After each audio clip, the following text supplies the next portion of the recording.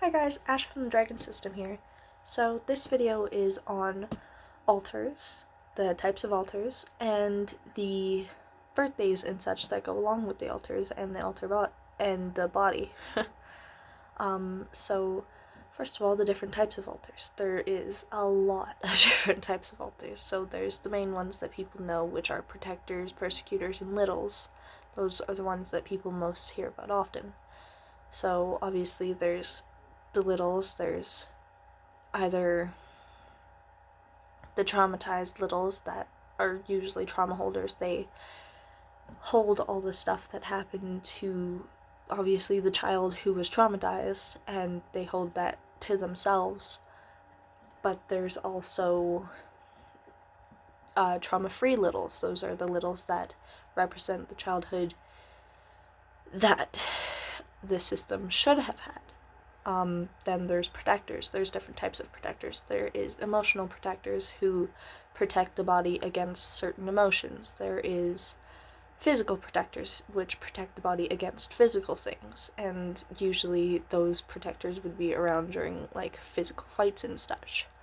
There is sexual protectors, which obviously protect the system against sexual manners, whether it's the fact that the system cannot handle those sexual manners or there's sexual trauma. The sexual protector will hold all of those. And then there's your primary and secondary protectors, which protect against everything. They protect all, and those are overall ones.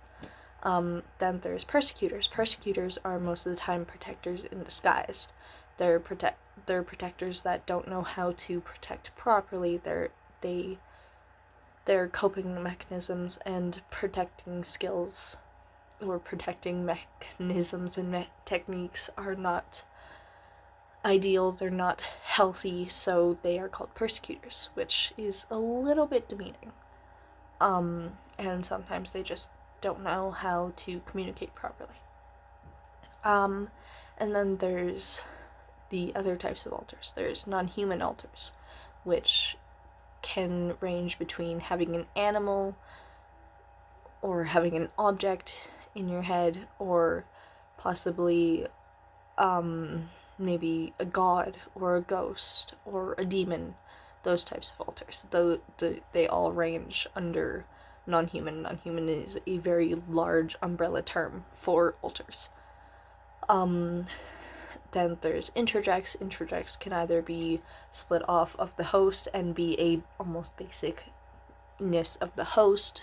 Interjects can be split into two parts. They can be a fictive or a factive. A fictive is normally from a source, like a book or a movie or a cartoon. It's a fictional character that has been made into an altar by the brain. A factive is normally someone you know in real life, you see in the outside world, like maybe a friend of yours. Maybe it could take form in the form of one of your abusers. Maybe it could be, or an abuser. It could be just someone you see all the time, or someone you have seen before.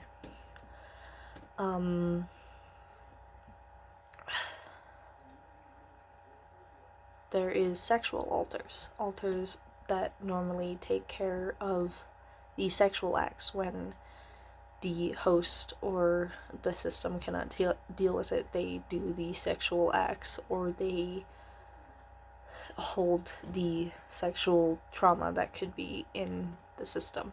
I'm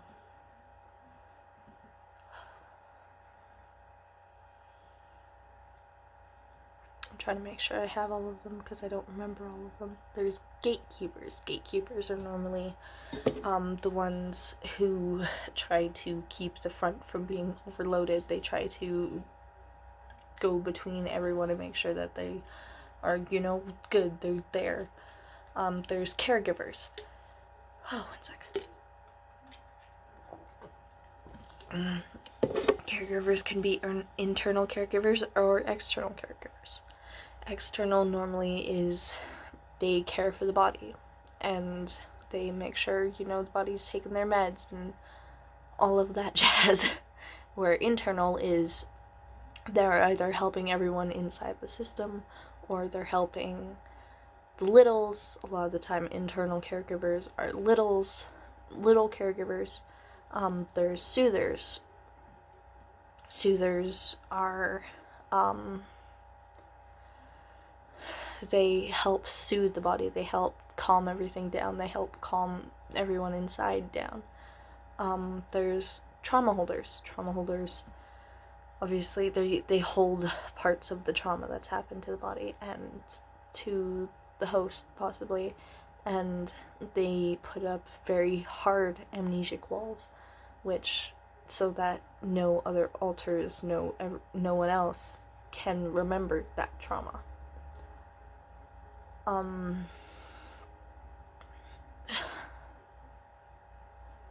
think that's it for the types. Really hope I didn't miss any. Oh, middles.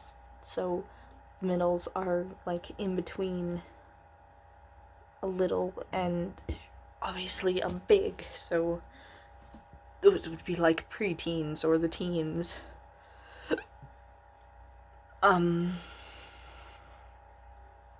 Those types of ones. And then there's different birthdays. So alters can either all identify with the body, with the birthday the body has, or they can have their own birthdays if they remember when they were created, when they split off. They can celebrate that as their birthday. We have quite a few in our system that celebrate their birthdays because they remember, they celebrate their specific birthdays. And that's okay to do.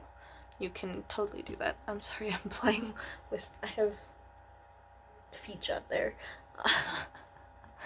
I'm sorry. It's late and I'm recording videos. I'm playing with my bracelet on my leg so that I'm not sitting here playing up here, because that's distracting. But I think that is all for system types and alter birthdays. It is totally okay to identify with the body and have that as your birthday, as for like the full system.